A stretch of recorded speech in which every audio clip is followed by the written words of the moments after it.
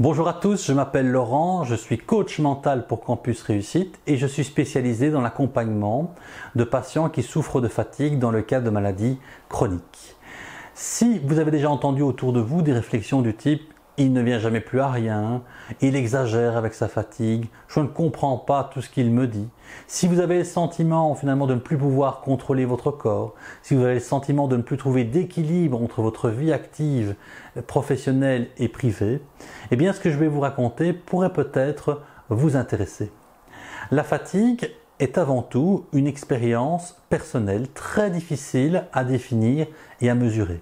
Je dirais donc que la fatigue, c'est avant tout une difficulté à parvenir à maintenir ou encore à entreprendre une activité réalisée de manière volontaire.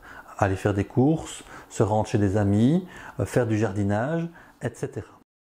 Ce que je vous propose, c'est de dessiner un trajet de gestion mentale, un cheminement en 3 étapes qui doit vous permettre de retrouver un équilibre dans votre vie. Ce chemin se dessine donc en 3 étapes.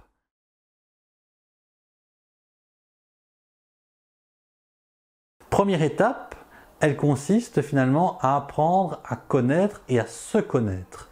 Dans cette étape, je vais notamment mettre en évidence des éléments clés du coaching mental. Le pouvoir du focus, le pouvoir des images, le step by step, le sentiment de contrôle, le up-down, etc. Deuxième axe de travail, deuxième temps dans ce trajet mental, c'est l'objectivation. Parvenir à objectiver votre fatigue, soit à travers un baromètre, à travers un questionnaire, à travers un disque ou encore à travers un agenda qui doit vous permettre finalement de photographier votre situation durant 1, 2 ou 3 semaines. Et enfin, troisième axe de travail, troisième axe d'intervention, c'est utiliser les techniques du coaching orienté solutions pour vous amener par vous-même à trouver les solutions qui doivent vous permettre à un moment donné d'atteindre de nouveaux objectifs. Et donc je vais vous amener par différents outils à mobiliser vos ressources pour atteindre les objectifs que vous êtes assignés.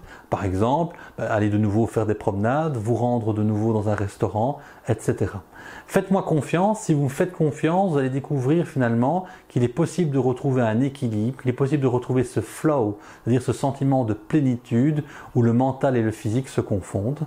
Je vous fixe rendez-vous dans une prochaine vidéo consacrée donc cette fois-ci aux outils qui permettent de mieux se connaître et je vous souhaite une excellente journée.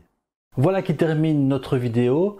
N'hésitez pas évidemment à vous abonner à notre chaîne YouTube en appuyant sur ce bouton ou encore en likant notre vidéo. Bonne route à tous!